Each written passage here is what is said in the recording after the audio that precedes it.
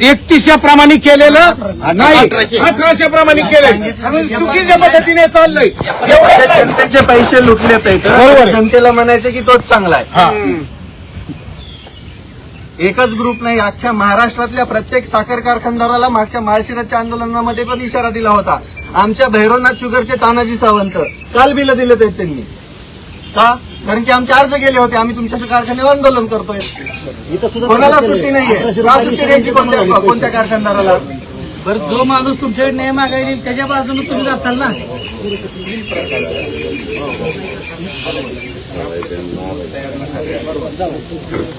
मुळातच साहेब ही जी खूप मोठी ऐका ना, माझं एक मत आहे, आमच्यावरती हे अशा प्रकारचाच दबाव आहे सगळीकडून.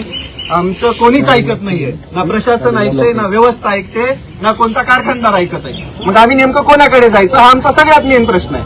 आणि कोणाकडे न्याय मागायचा. झालं बोलून. मी तुमचं ऐकून घ्यायला नाही म्हटलं का, तुमचे सगळे मुद्दे ऐकून घेतले.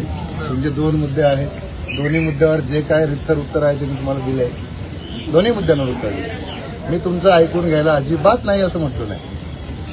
ऐकून पण त्याच्यावर काही होतच नाही.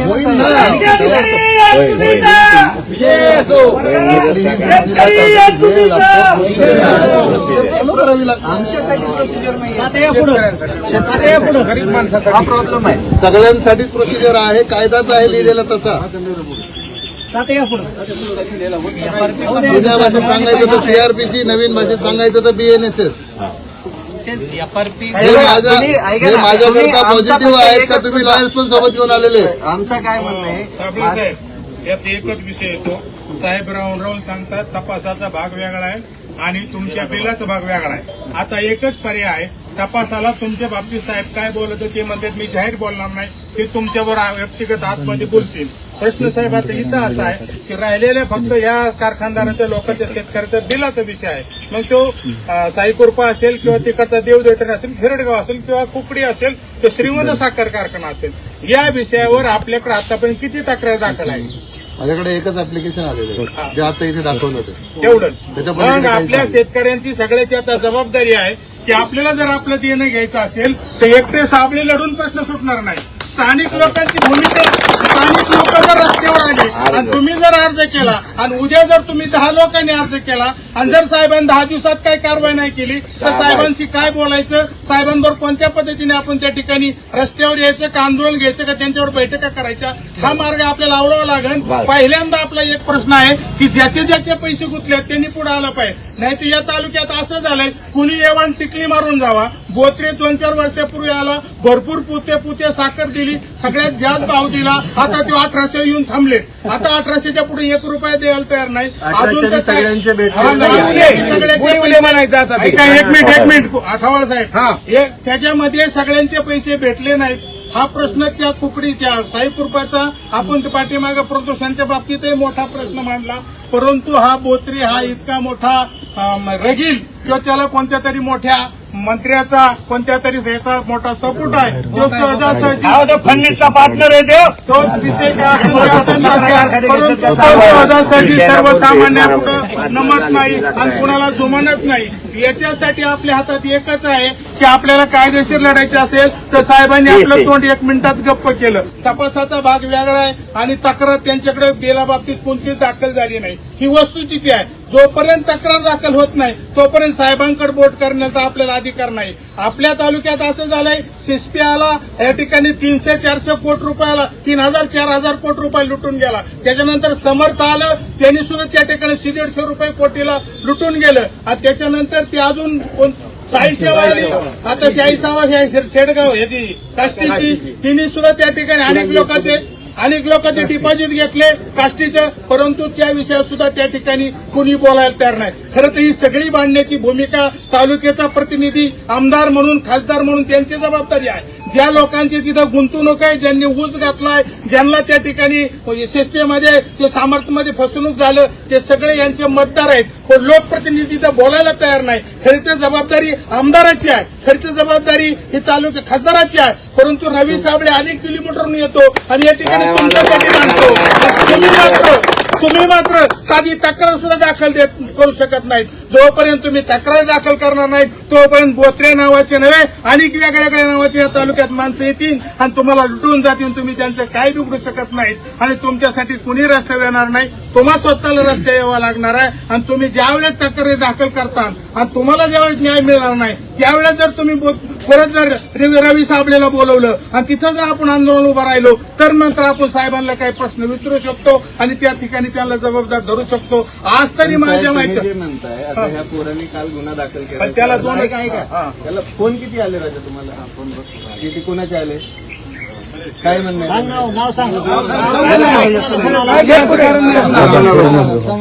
एका व्यक्तीचे पैसे देतो म्हणे तू अर्ज मागे घे.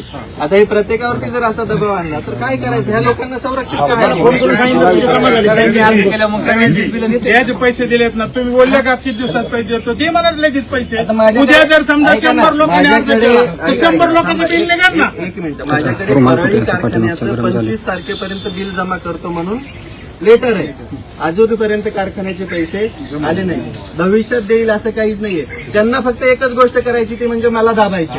मी शांत बसलो की तुम्हा शेतकऱ्यांमध्ये एकही नाहीये. तुम्हा शेतकऱ्यांमध्ये आवाज उठवण्याची ती ताकद नाहीये. तर तुम्ही घाबरता कशासाठी? तुम्हाला त्रासच देतात ते. काय तुम्हाला त्रासच देतात ते प्रत्येक वेळेस. अहो माझ्या गावातल्या ग्रामपंचायतचा घोटाळा काढला म्हणून मला त्रास देणारी गावातली लोक येतात. तुम्हाला तर देणारच ना. तुम्हाला तर 100% दिलाच जाणार. पण तुम्ही आता जर जागे नाहीत झालात, तुम्ही जर म्हणत असाल की फक्त एकच 2च 4च प्रत्येक ठिकाणी 17 कारखाने म्हणजे अख्खा निम्मा नाही 75% महाराष्ट्र पिंजलेला आहे. काय एका कारखान्याचं 4-4 लाखाचं गाळप आहे. किती? 4-4 लाख टनाचं. 110 कोटी रुपये थकले. श्रीमंत घेतले 100 रुपयाचे 100 कोटी हिरडगाव आणि देवदटनचे 10 आणि यांनी विशेष गोष्ट काय साखर आयुक्तांना पत्र देऊन लिहून सांगितलेलं की आम्ही सगळी एफआरपी प्रमाणे रक्कम शेतकऱ्यांच्या खात्यामध्ये जमा केलेली आहे. कोणत्याच शेतकऱ्याला एक विशेष घ्या लक्षात घ्या तुम्ही. केंद्र सरकारच्या शुगर ऍक्टनुसार एफआरपीची रक्कम 14 दिवसाच्या आतमध्ये जमा झाली पाहिजे, नाही तर तिथून पुढे व्याज लागतं. याच्यामध्ये नुकसान कोणाचं आहे तेवढं मला सांगा. माझं आहे का? शेतकऱ्यांचं. मला सांग, मी तुमच्यापर्यंत इथं आलोय. मी तुमच्यापर्यंत माझा काय फायदा आहे सांगा बरं. ना मी कोणत्या पक्षात जातो ना कोणत्या पक्षाच्या नेत्याला भेटतो. इथं आलेलं पक्षात आज मला सांगा एवढा मोठा विषय होतोय, कोणता मीडिया लावायला तयार आहे का बातमी तुमची? त्यामुळे जागे व्हा. हे 1800 आता दिले ते तुमचा एकही रुपया तुम्हाला भेटणार नाहीये. ही वस्तुस्थिती. पैसे असते तर पैसे दिलेच असते. एखाद्या व्यक्तीकडे पैसे आहेत आणि तो देत नाही असं होत नाही. एवढा कालवा झाले होती. एवढं मोठं साम्राज्य 17. अहो कारखाने चालवलेच पाहिजेत. आम्हाला त्याचा विरोधच नाहीये. पण तुम्ही शेतकऱ्यांचा ऊस घेताय, 4 महिने बिलं थकवताय, त्यानंतर शेतकऱ्यांवरतीच केसी करताय. वाहतूकदारांचे प्रश्न तर तेच आहेत. तोडणीवाल्या मजुरांचे त्यांच्या हातावरती पोट येतं. शेतकऱ्याचंच पोट हातावर आलंय आता. दुसऱ्याच्या शेतामध्ये जाऊन मजुरी करावं लागेल. शेतात नाही दुसरे कुठेतरी विस्थापित व्हावं लागेल. सगळीकडून उलटुटायला चालू आहे आणि आपण फक्त शांत येतं. आता मी इथं पोलीस स्टेशनला तुमच्या मार्फत तक्रार दाखल करण्यासाठी आलो होतो. तुमच्यातले तयार झाले तर मी साहेबांना तक्रारी घ्यायला लावतोय. सगळ्यात पहिली गोष्ट. दुसरी गोष्ट, साहेबांच्या म्हणण्यानुसार कायद्यानुसार ते चालतात. फक्त ते माझ्या बाबतीत कायद्यानुसार चालत नाही. ही वस्तुस्थिती आहे. मी आतापर्यंत 1-2 नाही, माझ्यावरती बच्चू कडू सारख्या माणसाने 250 गुन्हे दाखल केले. किती? तरी माणूस इथं आहे. लढायचं कशासाठी लढायचंय? या भारत देशाची लोकशाही कुठेतरी वेगळ्या वळणावरती जात असताना तुमच्या न्याय आणि हक्कासाठी लढायचंय. उत्तर प्रत्येक जण ते सांगणार. कागदपत्र गेला तो चुकला का? हे मेन मुद्दा हा आहे की गोष्टी दाखल करून घेतल्या जातात, पण त्या कोणत्या बेसिसवरती घेतल्या जातात हे कोणच सांगायला तयार नाही. पण आपलं सगळं पुरावा असताना आपल्या बाबतीत ती तत्परता कोणीच दाखवायचा प्रयत्न करत नाही. आणि ही वस्तुस्थिती आहे.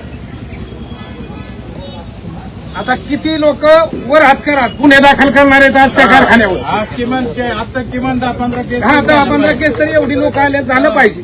कुठून आलं माणूस कार्यकर्ता? त्याचेच पैसे असावं असं काय दुसरं कुणी दाखल करू शकतो ना? एक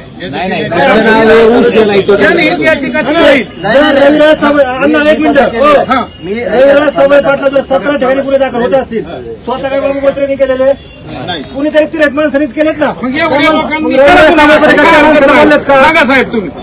गिऱ्हाईक मागून करू शकतो ना, काय झालं? एवढंच केलं नाही तर गोळेगाव तलावातलं साहेब पाणी उचललंय फुकट, एवढी पाईपलाईन नेली 10 कोटी 80 लाख रुपये 2011 ते 2026 मे पर्यंत पैसे भरले नाही त्यांनी. पानपट्टी थकीत आहे, तुम्हाला लिखी देतो मी ते. माळशिरसला गुन्हा दाखल करण्यासाठी माझ्या नावाने दिलेलं पत्र आहे. मी आज बी देऊ शकतो, मला काहीच अडचण नाही. मी काय कुणाच्या बाळाला भीत नाही. मला आत जेलमध्ये टाका, तुम्ही फाशी द्या, काही प्रॉब्लेम नाहीये. पण माझ्या शेतकऱ्याचे पैसे द्या, माझी एवढीच तळफळ. बरोबर तुम्ही बोललेत म्हणून तरी 1800 आल्यात, नाही ती बी नसतं. नसतं आलं 100%. कोण इथं आवाज उठवणार आहे? तरी गप झाले बंद पडल्यात रुपये तुम्ही आवाज उठवला म्हणून मी आल्यात.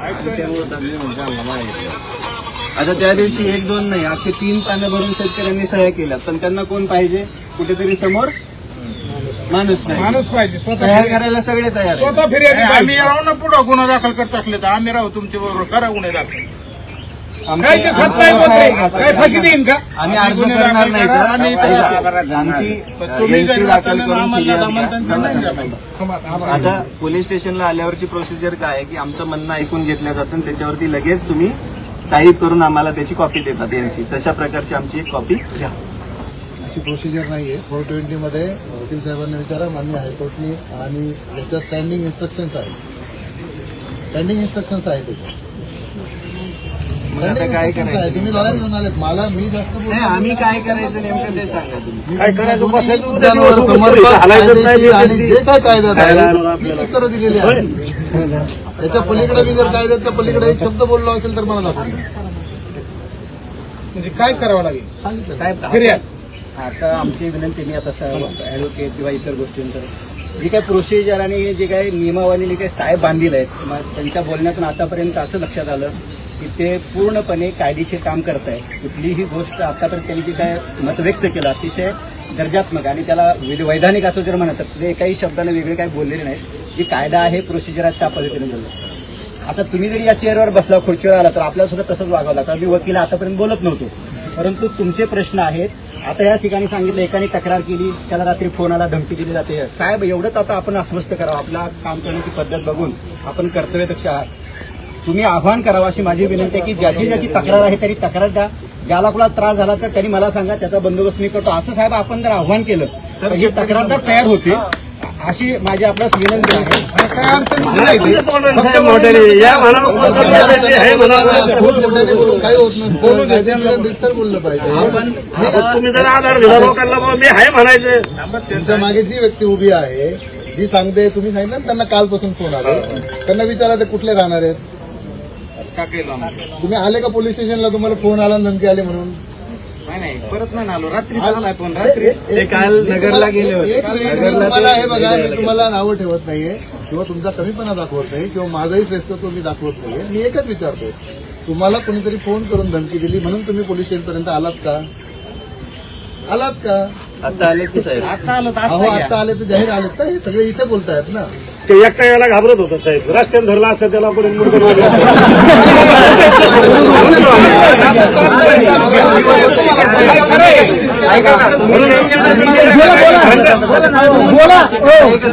बोला तुम्ही. फोन केला शासकीय मोबाईलवर, शासकीय याच्यावर फोन करा ना. ठीक आहे, जाऊ द्या. फोन वगैरे त्यांनी ऐका ना, आपण कायद्याच्या पुढे कधीच जात नाही. त्यांनी बरोबर आपली नस काय पकडली? कायदा. तर ते कायद्यानुसार प्रत्येक गोष्ट आपल्यासाठी आश्वस्त करणारही नाहीत आणि आपण करूही शकत नाहीत. त्या यंत्रणेवरती प्रचंड दबाव आहे, प्रचंड. त्याशिवाय गुन्हे दाखल होत नाहीत. छोट्याशा टुच्च्याशा गोष्टीचा 420 सारखा गुन्हा असताना ते म्हणताय की प्रोसिजर आहे आणि आम्ही काहीच न करता आमच्यावरती गुन्हे दाखल होत आहेत. ही वस्तुस्थिती आहे, ही इथली यंत्रणा आहे, ही इथला कायदा नाही रे बाबा, हे सरकार चुकीचं आहे. सगळ्या खोट्या हे सरकारच मारित नाही. अधिकारी तरी काय करणार आहेत? हे काय करते? यांचं करून दबावच आहे. प्रशासनावरती आपला काही राग नाही. काय ते बी म्हणणार माणूसच आहे, ते बी माणूसच आहे आहे. सगळं. त्यांच्यावरती काही रागच नाहीये आपला. त्यांना जसं सांगितलं जातंय तसं केलं त्यांना जातं. किंवा मुख्यमंत्र्याचं, उपमुख्यमंत्र्याचं, मंत्र्याचं ऐकलंच पाहिजे ना. आता आपल्याला सोडून करायचं मला एक याच्यातले शेतकरी तक्रार करतील, त्याच्या संरक्षणाची ही जबाबदारी बिचारा रविराज साबळे आता ते दोन लागता आला आता जाता बी ह्याला कोणी आडे- एक जण बोला की. तुम्ही आम्ही तक्रार द्यायला लावूत अपसात शेतकऱ्यांना, बोलू नका. सामूहिक शेतकऱ्यांना तक्रारी दाखल करायला लावूत वगैरे सगळं झालं, पण त्या शेतकऱ्याला त्यानंतर धमकावल्या जाईल, त्यानंतर तो इथपर्यंत यायची हिंमत पण करणार नाही. नेमकं काय करायचं त्या माणसानं? दोन गोष्टी आहे. एक तपास, मी तुमचा विषय एक अर्धा तासात संपवतो. त्यानंतर ज्या ज्या शेतकऱ्यांना त्यांचं म्हणणं मांडायचे सगळ्यांना मी पर्सनली ऐकून घेतो. त्यांचं जे काय म्हणणं आहे त्याच्यावर जी काय कायदेशीर प्रोसिजर आहे आणि जे काय कायद्यात लिहिलं आहे ते सगळं 100% फॉलो केलं जाईल. आणि सगळ्यात महत्वाचं, टाळा नका वाजू, सगळ्यात महत्वाचं एक लक्षात ठेवा, मी कुणाच्याही कधीही दबावात येणारा माणूस नाही, हे मी जाहीर सांगतोय सगळं. तुम्हाला जर वाटत असेल दबावात येईल, असं करेल तसं करेल तसं करेल, काल मी तुम्हाला फोन करून काय सांगितलं? हे येऊ नका, काही आवश्यकता का नाही. सांगितलं? फिर्यादीने गोष्टी दिल्या नाही मला. दबाव असतात मी तुम्हाला फोन केला नाही पण साहेब ऐका ना, मला एक गोष्ट मला सांगा. हे बघा, माझं बी रेप्युटेशन आहे. माझ्या ऑफिसला रोज पोलिस येत आहेत. ऐका ना, आजूबाजूची लोक फक्त शंकेने बघतात माझ्याकडे. मी तुम्हाला फोन का केला माहिती का? ते मी तुम्हाला सांगितलं फोन का केला. मला तुमचा इथपर्यंत हेलपाटा जो आहे ना तो पण करायचा. नाही पण यावं लागेल ना साहेब, तारीख दिली म्हणजे यावं लागेल. आता मी तुम्हाला याच्या पुढे एक वाक्य बोललो होतो. बरं तुम्ही म्हणलात की येऊ नका म्हणून लेटर पाठवतो, अजून नाही आलं. तुम्हाला ईमेल आयडी मागवलं, मी पाठवलं का तुम्ही? व्हॉट्सअप होतच ना साहेब. तुम्हाला ईमेल आयडी मागवलं होतं, तुम्हाला बोललो मी अहो व्हॉट्सअप रेकॉर्डिंग असेल बघा. रेकॉर्डिंग करत नाही मी फोन कोणाचा, मला ती सवय नाहीये का. मी माझ्या जिंदगीत कधीच कोणाचा फोन त्यानंतर रेकॉर्ड तुम्ही केला नाही. परत काय सांगितलं की नाही आम्ही येणारच आहे, त्या शेतकऱ्यांच्या तक्रारी घेऊन येणार होतो हे सांगितलं मी असं तुम्हाला. म्हटल्यावर मी तुम्हाला ईमेल तपासासाठी. आयडी मागवलं होतं. पण तुम्ही व्हॉट्सअपला बी पाठवू शकता. तुम्ही येणारच स्वतः म्हटल्यावर म्हणला. मी व्हॉट्सअपला कशासाठी पाठवू सांगा बरं. तो विषयच नाहीये. पण या शेतकऱ्यांना ऐका ना, तुम्ही जे म्हणताय ऐका ना, दबावाचा विषयच नाहीये. मी काय सांगते, आम्हा शेतकऱ्यांनी तक्रार दाखल केली, तुम्ही कायदा म्हणताय, पण त्या शेतकऱ्यांच्या संरक्षणाची जबाबदारी नेमकी कोणाची? शेतकऱ्याला त्रास दिल्यानंतर त्याच्या संरक्षणाची जबाबदारी या कोणाची? गोष्टीचं मी रितसर कायदेशीर उत्तर तुम्हाला दिलेलं आहे. तुम्ही इथपर्यंत आलेला आहे, जो गुन्हा तुमच्या विरोधात दाखल आहे, मी अर्धा तास चौकशीचा किंवा तपासाचा विषय संपवतो. त्यानंतर ज्या शेतकऱ्यांच्या तक्रारी आहे त्या प्रत्येक शेतकऱ्याचं मी सविस्तर ऐकून घेऊन त्याच्यावर जे काही कायदेशीर पर्याय काढता येईल तो 100 नाही 1000% इथेच काढला जाईल. माझी वैयक्तिक तक्रार आहे की या व्यक्तीवरती आत्ताच्या आत्ता कारवाई करण्यात यावी. नाही तो प्रोसिजरचा पार्ट आहे, मी सांगितलं तेच तुम्ही रिपीट करायला लावताय परत. मला त्यांना ऐकून घेतल्याशिवाय त्याच्यातलं तयार नाही होणार साहेब, हा? नाही होणार साहेब. तुम्ही ऐका ना, चोराला मोकळं ठेवून काहीच फायदा नाहीये. चोर मोठा आहे ना, आमचा नाही येणार. शेतकरी आयुष्यभर सांगतो देशासाठी 1, 2 नाही 17 ठिकाणी कारखाने आहेत. प्रत्येक शेतकरी उसावरती अवलंबून आहे. मग खरं ना तुम्ही ऐका ना, 1-2 मिनिट आता तुम्हाला गुन्हा दाखल करू. एक मत बोलू नका. बाबू बोत्रेंनी पहिला कारखाना त्याचा सुरू त्या पहिल्या कारखाना सुरू करण्यासाठी ज्या व्यक्तीने त्याला पैसे दिले, फायनान्स केला, त्याचं महानगर बँक शिरूर शाखेचं त्याचं एमपीएफ ज्यांनी भरलं 10 कोटी रुपये, त्याला 15 कोटी रुपये फायनान्स दिला, त्या माणसाची फसवणुकीची त्याची केस चालते. आणि असे त्याच्या संदर्भातील अनेक पुरावे त्यांचे कॉल रेकॉर्डिंग्स आहेत. त्याच्यामध्ये बाबू बोत्रे स्वतः सांगतो की केंद्रातला कोणचा नेता त्याच्यासोबत आहे, राज्यातला कोणचा नेता त्याला पार्टनर आहे, पर्याय काय? तो स्वतः सांगतोय. म्हणजे सगळे पुरावे जर आम्ही तुमच्याकडे दिले तर आम्ही जे तुम्हाला मागणी केली त्याचा पासपोर्ट पाहिला होता का? तर तुम्ही जे मानल्यासारखा निघून गेला, शेतकऱ्यांनी पण पैसे घ्यायचे. त्या पुराव्याच्या आधारे तुम्ही त्याचा पासपोर्ट संदर्भात किंवा त्याच्यावरती गुन्हा दाखल करू शकतो. जे काय पुरावे उपलब्ध होतील त्याच्याप्रमाणे तो तुम्हाला ते पुरावे देऊ शकतो.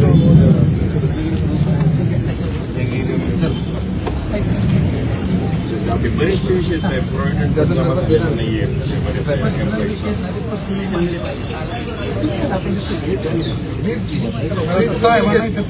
ऑफिसला मला काय आणखी बोलायचंय का आपल्याला? तक्रार आहे का? एक मिनिट साहेब, तुम्ही 1 मिनिटात सगळ्याला सांगा. आणि काय तक्रारी असतील ते इथं आणून द्या. संरक्षणाची जबाबदारी माझ्यावर राहील किंवा कुणाला मला सांगायचं परत फिर्याद द्या नाही. हा बा आता ऐका साहेब, आबा एकच मिनिट बोलतो मी. 2 मुद्दे घेऊन तुम्ही सगळे इथं आलेले आहात. एक जो आहे तो बेलवंडी पोलीस स्टेशनला जो गुन्हा दाखल आहे ज्याचा नंबर आहे 123/2026, त्याचा तपास माझ्याकडे आहे. तो तपास जो आहे तो संबंधित एजन्सी आम्ही तो तपास करू.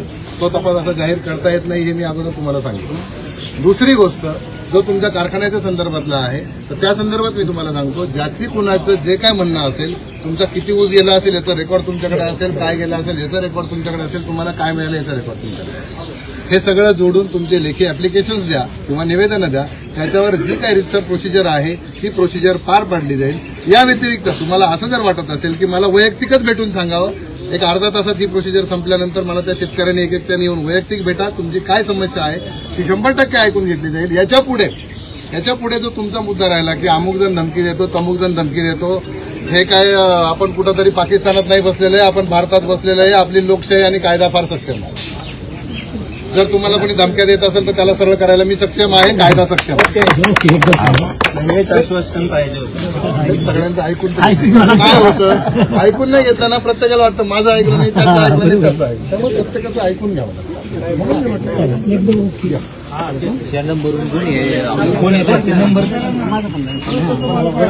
अरे शेतकरी एकजुटीचा, अरे शेतकरी एकजुटीचा, अरे शेतकरी एकजुटीचा विजय असो. अरे ह्या लोकांना लुटणाऱ्यांचं करायचं काय? आवाज या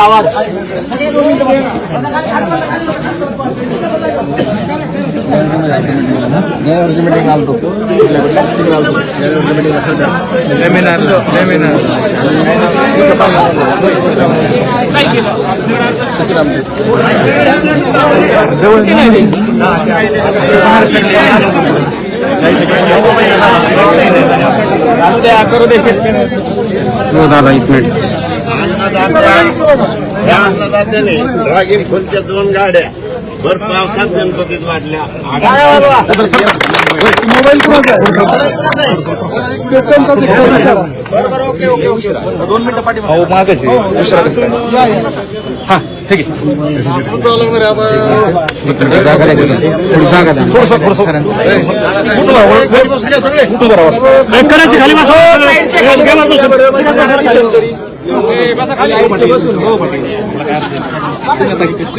साईडचे जरा साईड दिसते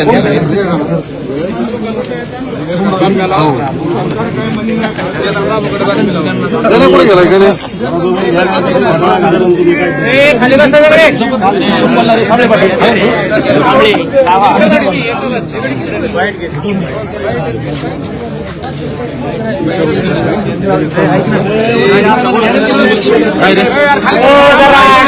साहेब जरा मागच्याला बघू द्या की जरा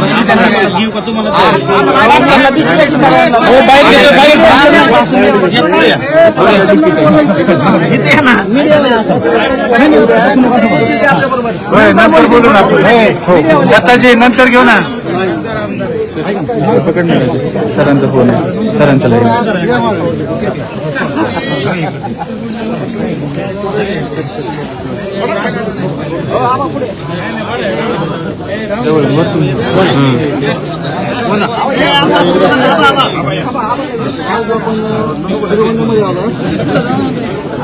श्रीगोंद्यामध्ये आलात आपण, नक्की कसं काय आलात, पोलिसांना कोणत्या प्रकारचं निवेदन दिलं आहे, कशा संदर्भात दिलं आहे? मुळातच बाबू बोत्रे नावाच्या कारखान्यात 17 कारखाने चालवतात. ओंकार शुगर या नावाने. या महाराष्ट्रामध्ये 17 कारखाने आहेत. त्या प्रत्येक कारखान्याच्या युनिटचे शेतकऱ्यांचं बिल थकलेलं आहे. त्या संदर्भात मी आवाज उठवला सोशल मीडियावरती. आम्ही परळीच्या शेतकऱ्यांनी आंदोलन केल्यानंतर या माणसाने आमच्यावरती खोटे गुन्हे दाखल केले, प्रशासनाला हाताशी धरून. मला सांगा, जो गुन्हाच केला नाही त्यासारखी कलम लावल्या गेली, त्याच्या नोटिसा आल्या, म्हणून मी इथं आज आलेलो आहे. त्या नोटिसांना उत्तर देण्यासाठी, त्यासोबत इथल्या शेतकऱ्यांना आश्वस्त करण्यासाठी आलो होतो की तुम्ही तक्रारी करण्यासाठी पुढे या, तुम्ही घाबरून जाऊ नका. या लॉबीच्या पुढे कोणीही टिकायला तयार नाहीये. त्याच्यामुळे या शेतकऱ्यांना आवाहन करण्यासाठी आलो होतो. काल एका शेतकऱ्यांनी बाबू बोत्रेच्या विरोधामध्ये फिर्याद दाखल केलेली आहे. आता इथल्या प्रशासनाचं काम आहे की त्याच्यावरती रितसर FIR दाखल करून प्रकरणाची चौकशी करावी. पोलिसांनी सांगितलं की आम्ही कायद्यानुसारच गोष्टी करत आहोत, पण माझ्या निदर्शनास आलं आहे, जेवढं मी संविधान वाचलं आहे त्या हिशोबाने तर कोणतीही गोष्ट कायद्यानुसार चालू नाहीये. प्रत्येक ठिकाणी मनमानी चालू आहे. तर मी कोणतीही अश्लील माहिती प्रसारित न करता माझ्यावरती ITAct 67 लावल्या गेला. कशासाठी? माझ्यावरती धार्मिक तेढ निर्माण केली म्हणून कलम लावले गेले. शेतकऱ्याचा प्रश्न, कारखान्याने पैसे थकवले, याच्यामध्ये धार्मिक तेढ काय येणार आहे मला सांगा बरं. अश्लील माहिती पसरवली, मी काय कपडे काढून व्हिडिओ बनवतो का? पूर्ण कपडे घालूनच व्हिडिओ बनवतो, अगदी सुसंस्कृत. माझ्या अंगावरती टी शर्ट पण नसतो कधी. आपल्यावर जो गुन्हा दाखल झाला आहे त्या संदर्भात नक्की आपण आज त्याच संदर्भात या ठिकाणी आला आहात. त्या शेतकऱ्यांचे पैसे मिळण्यासाठी, शेतकऱ्यांचे पैसे मिळवून देण्यासाठी, या शेतकऱ्यांना आश्वस्त करण्यासाठी आमच्या आव्हानानंतर गुन्हे दाखल करायला चालू आहे. याच्यामधले पण असंख्य शेतकरी गुन्हा दाखल करायला तयार आहेत. एक विशेष लक्षात घ्या, बाबू बोत्रेकडे 2495 करोड रुपये भारतातील, या महाराष्ट्रातील बहुतांश सहकारी आणि राष्ट्रीयकृत बँकांचे पैसे आहेत, जे सर्वसामान्यांचा पैसा आहे. आज रोजी ऊसाची एफआरपी 14 दिवसामध्ये देण्याचा नियम असताना 4 महिने झाले तरी ऊसाची एफआरपी दिली नाही. त्यासोबत बँकांचे कर्ज थकीत आहेत, कारखान्याला ऊस वाहतूक करणारे, त्यासोबत मजुरांचे पैसे थकीत आहेत, कारखान्यामध्ये असणाऱ्या कर्मचाऱ्यांचे पण पैसे थकीत आहेत. एकूण महाराष्ट्रात किती कारखाने आहेत? आणि 17 कारखाने आहेत. 17 कारखाने आहेत, त्याच्यापैकी एका कारखान्याचे 100 ते 150 करोड रुपये थकीत आहेत फक्त शेतकऱ्यांचे. ऊस वाहतूकदार वेगळे, साखर व्यापारी वेगळे, त्याचसोबत तोडणी कामगार वेगळे आणि कारखान्यात काम करणारे ते कामगार पण वेगळे. आपला जो लढा आहे आता तो फक्त गौरी शुगर म्हणजे ओंकार ग्रुप या विषयावर आहे की इतर कारखाने? माझ्याकडे ज्या तक्रारी आल्या साहेब, माझ्याकडे शेतकरी येऊन माझ्यासमोर धाई मुकलून उघडला. कुणाबद्दल? ओंकार शुगरच्या बद्दल. मग 17 कारखाने या महाराष्ट्रात, अख्खा महाराष्ट्र पिंजून काढलेला असताना एक ग्रुप नाहीये, याच्यामध्ये प्रत्येक राजकारणी सामील आहे, त्या स्थानिक लेवलचा. मग हा एक ग्रुप कसा असू शकतो बरं? या माणसाला कारखाने चालवायची परमिशनच दिली नाहीये सरकारने.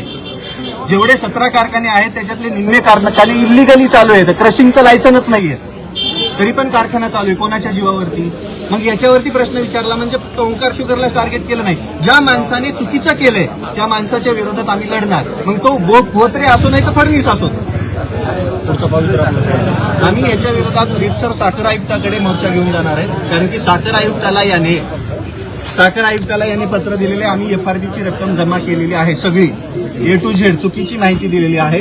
याच्यानंतर आता गुन्हे दाखल करायचं सत्र जर नाही थांबलं, हे बघा, मला माझ्यावरती एका गुन्ह्यासाठी म्हणजे शेतकऱ्याची एफआरपी थकवली असेल तर लवकरात लवकर जमा करावी, नाहीतर त्या प्रत्येक कारखान्यावरती त्या टीम गब्बरची स्ट्राईक होणार म्हणजे होणार. श्रीगोंद्यामध्ये असेल किंवा इतर ठिकाणी असेल शेतकऱ्यांचा पाठिंबा किंवा प्रतिसाद कसा भेटतो हे तुम्ही बघताय. मी काय सांगायचं का? याच्यातले तुम्हाला मी आईची शपथ घेऊन सांगतो, याच्यातल्या एकाही माणसाला माझा फोन झालेला नाहीये.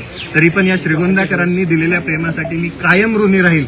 अजून एक गोष्ट आश्वस्त करतो, माझा जीव गेला तरी 72, पण मी शेतकऱ्यांची साथ कधीच सोडणार नाही.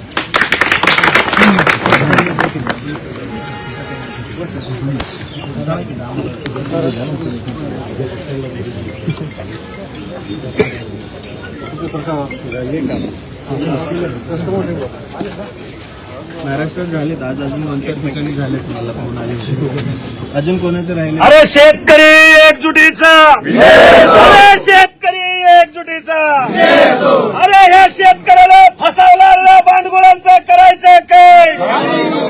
अरे शेतकऱ्याला फसवणाऱ्या भांडगुळाचं करायचं काय?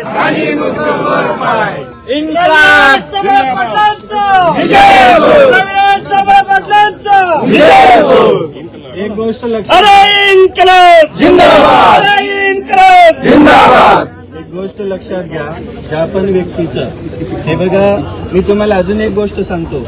तुम्ही आज समर्थक असाल, मला त्याबद्दल राग नाहीये. तुम्ही कोणाचं समर्थन करत असाल, मला त्याबद्दल राग नाहीये. तुम्ही माझ्या शेतकऱ्याचे पैसे देऊन टाका, मी एकदाही बोलणार नाही. पण तुम्ही आमच्या शेतकऱ्यावरती रोज अन्याय करणार, रोज त्याच्यावरती अत्याचार करणार. अरे काय आहे त्याच्याकडे सांगा ना. सर्वसामान्य शेतकऱ्याच्या घरामध्ये जावा, 2 टायमाच्या खायची भ्रांत आहे आज.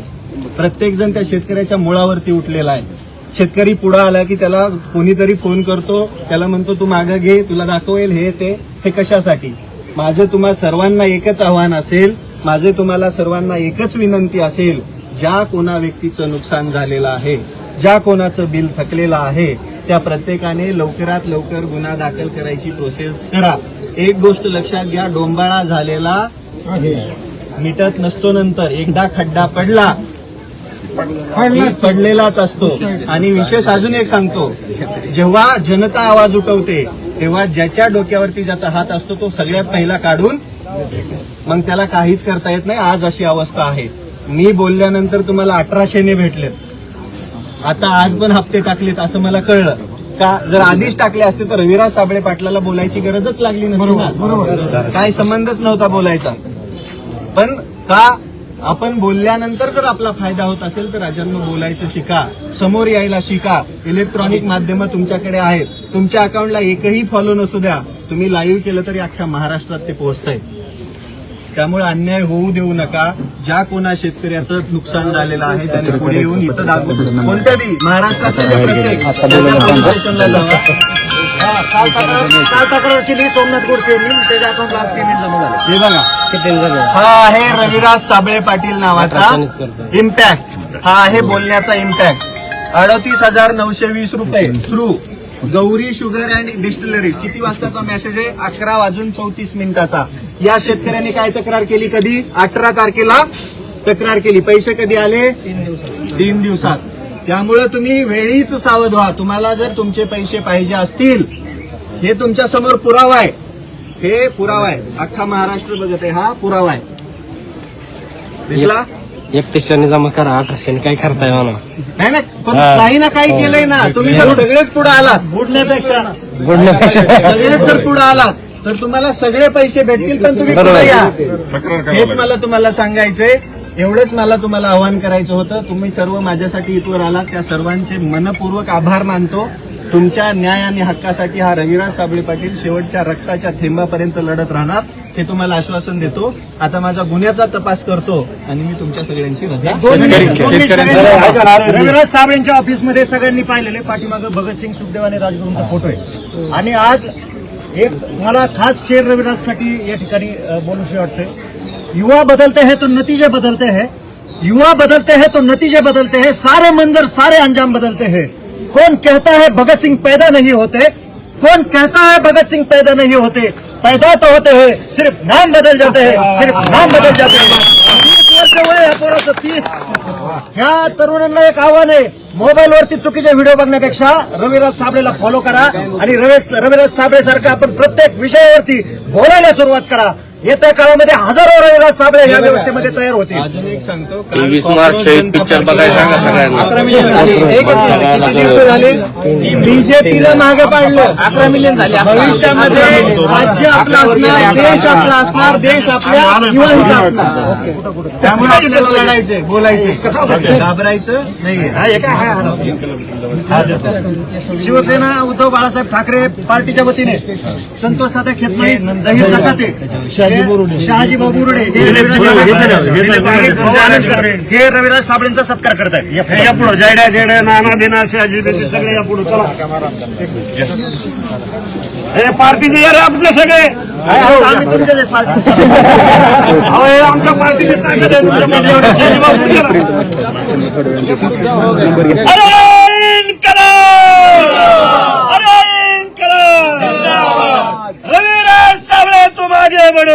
अरे शेतकऱ्यांना त्रास देणाऱ्या भांडवलांचं करायचं काय?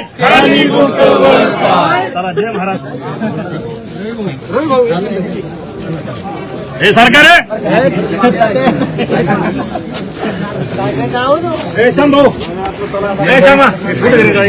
मी या ठिकाणी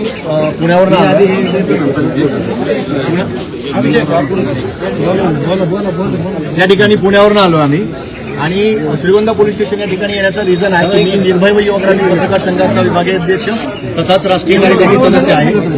आणि हे येण्याचं रिझन आहे, मी शेतकरी नाहीये, परंतु शेतकऱ्याच्या न्याय हक्कासाठी आम्ही रविराज साबळे यांना जाहीरपणे पाठिंबा देतोय. आणि सविस्तर शेतकऱ्यांच्या न्याय हक्कासाठी आम्ही गेल्या वर्षभरापासून लढतोय, ज्याच्या तक्रारी मंत्रालय, सहकार मंत्री महोदय, कलेक्टर महोदय, साखर आयुक्त, साखर सहसंचालक प्रादेशिक अहिल्यानगर या ठिकाणी तक्रार दाखल करून सुद्धा अद्याप ऊस वाहतूक कामगारांना न्याय मिळालेला नाही. ही रक्कम 2014 आणि 2015ची होती, ज्याचे शेतकरी माझ्यासमोर इथे उपस्थित आहे. आणि याचा सर्व लेखी पाठपुरावा करून सुद्धा आलेल्या त्यांना दाद देखील मिळालेले नाही. शासनाचा एकही अधिकारी आणि एकही कार्यालय सोडलं नाही की ज्या ठिकाणी मी पत्रव्यवहार केले नाही. काल देखील मी एसपी अहिल्यानगर यांना ईमेल केलेला आहे, त्याचंही उत्तर मिळालं नाही. आज सकाळी आणि आताही देखील त्यांना कॉल केले, रिस्पॉन्स नाही. गुन्हा दाखल करण्यासाठी याच पोलीस स्टेशनमध्ये अर्ज दाखल करून असं केलेला आहे जुलै 8च्या आसपास. अद्याप त्याचं उत्तर मिळालेलं नाही. आता साहेबांनी सांगितलं की त्याचं उत्तर लिखित पोहोचलेलं आहे. तक्रारदार या ठिकाणी उपस्थित आहे, परंतु यांना लिखित मिळालं, मग उत्तर पाठवलं कोणाला?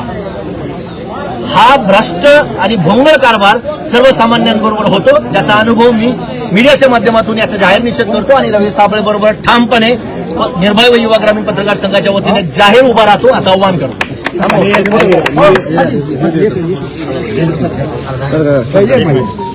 इकडून या सर फोटो त्यांना साहेबांनी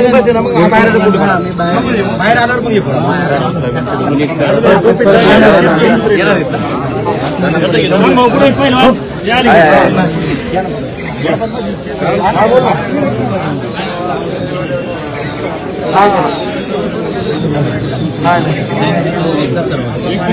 साहेब कार्यकर्ते सर एक मिनिट.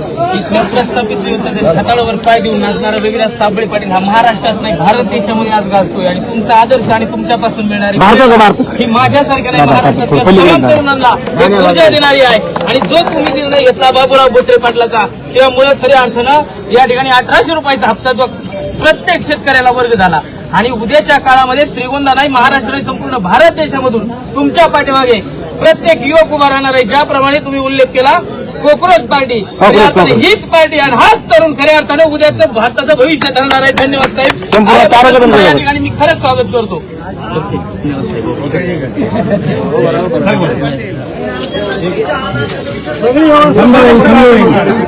सरपंच साहेब आहे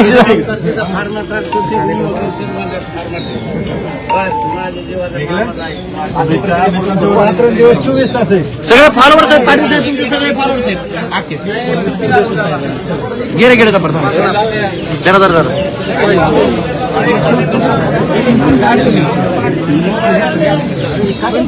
एक मिनिट साधा एक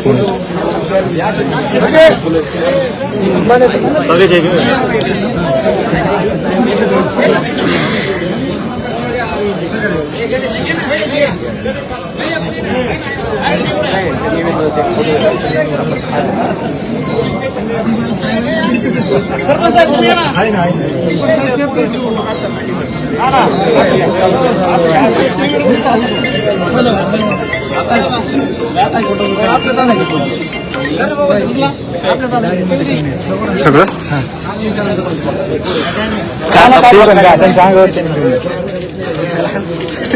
त्यांच्या अंगावरचं पण घेऊन जा.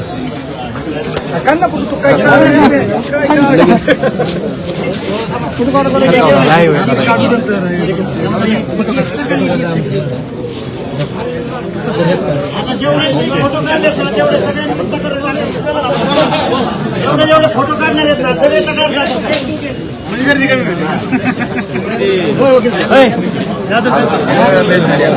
चला बरं एकाच मिनिटात पुढे येऊ नका. ए गणेश झाला का तुझा पुस्तक हा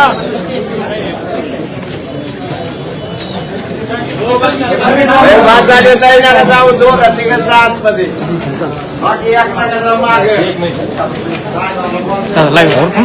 लाईव्ह त्यांचंच आहे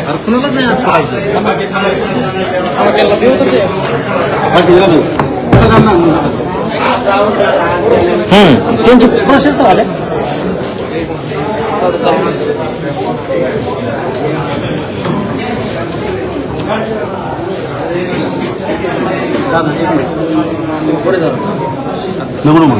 नाही कोणी सांगितलंच नाही कोणाला.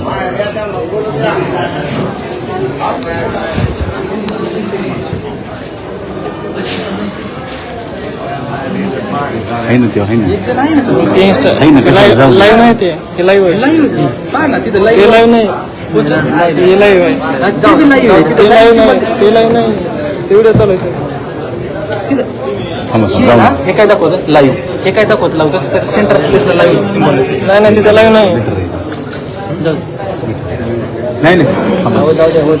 त्यांच्या बरोबर असू दे एक जण आहे नाही लाईव्ह नाही लाईव्ह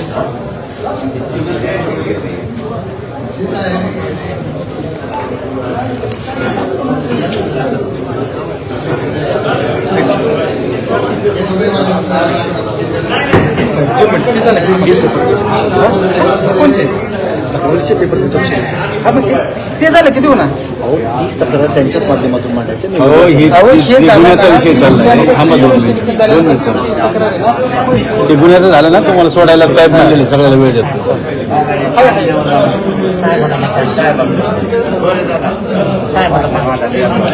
2 मिनिटं थांबा रे.